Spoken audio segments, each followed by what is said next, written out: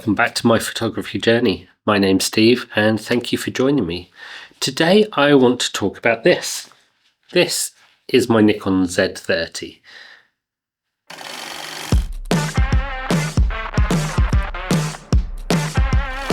I've been using this for probably 6 months now.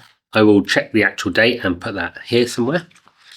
But I have used it a lot, and particularly when I've been out and about recently, this has been not my most versatile camera, not kind of the one that I would always go to. Check this video to hear me talk about the Z5 and my 24 to 200mm lens. But this is my kind of fun, easy point and shoot camera. It's the one that I will take for a couple of specific reasons.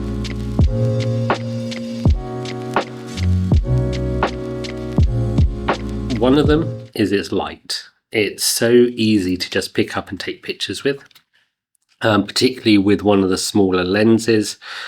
The one that I've been using a lot recently is the 12 to 28mm f 3.5 to 5.3. I think it is, the 12 to 28mm power zoom, the DX one, which is small and light and easy to carry as well. And it just makes a really easy point and shoot camera. I still use manual mode, but if I'm like at a family event or out with friends or something like that, and they want to take a few pictures, then it's easy enough just to twist it around to auto mode. They can see everything on the big LCD display on the back. All they need to do is press the button.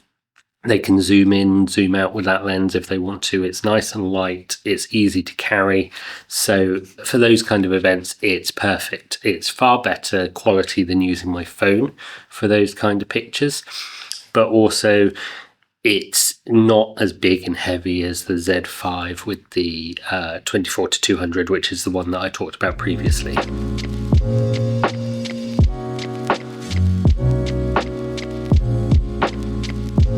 The other really good feature about it is the high burst rate. You can go up to 11 frames per second on it, which is significantly faster than the 4.5 on the Z5. This is really useful when I'm taking pictures of the dogs, if they're running around, or taking pictures of people as well, actually. Put it into silent mode, high burst mode, and then take these pictures.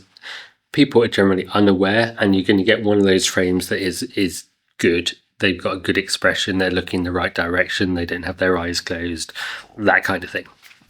And the same with the dogs. If they're running, jumping, having that higher burst rate means that more likely I'm going to get a good one in focus and get a good expression, a good position in the frame, rather than just taking one and hoping for the best. I've talked about some of the downsides to it in that previous video, so I'm not going to go over those now as well, but it is nice and straightforward to use.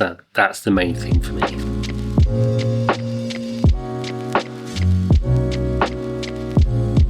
The thing that I really like the Z30 for is video. You can film 4K, so the higher quality. And you can do that on the Z5 as well, but with the Z5 there's 1.6 times crop when you're filming in 4K. So even though that's an FX sensor to begin with, the crop is bigger than when you're using an APS-C or DX size sensor.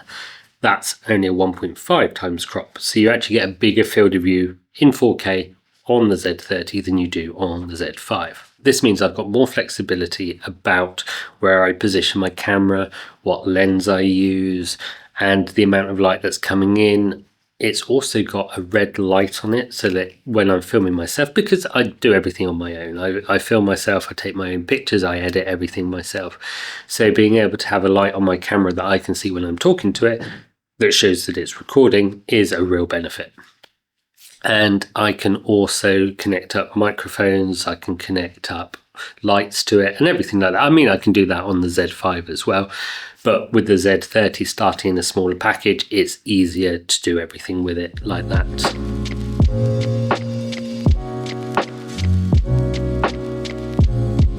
So as you can tell, I use both of my cameras a lot of the time. probably if there was one particular view that I wanted to take a picture of, I would take the Z5 and probably my 24 to 200mm lens. If there's a video that I'm shooting, it's more likely going to be on the Z30 with the power zoom 12 to 28mm lens. And any combination of those works well. I'm never disappointed if I've got one camera rather than the other. They have their own slight benefits and weaknesses, but to me, they're both really good and I would highly recommend either of them. What I'd quite like to see is some of the features from the Z30 going into the Z5. So whether that's the Z5 II or something like that, that would be really useful. And being able to combine them both in a small light package would be the dream, really. So thank you for joining me today. That was just a quick discussion about the Z30. Don't forget to like, comment and subscribe, and I will see you again next week on my photography journey. Have a great week. Bye.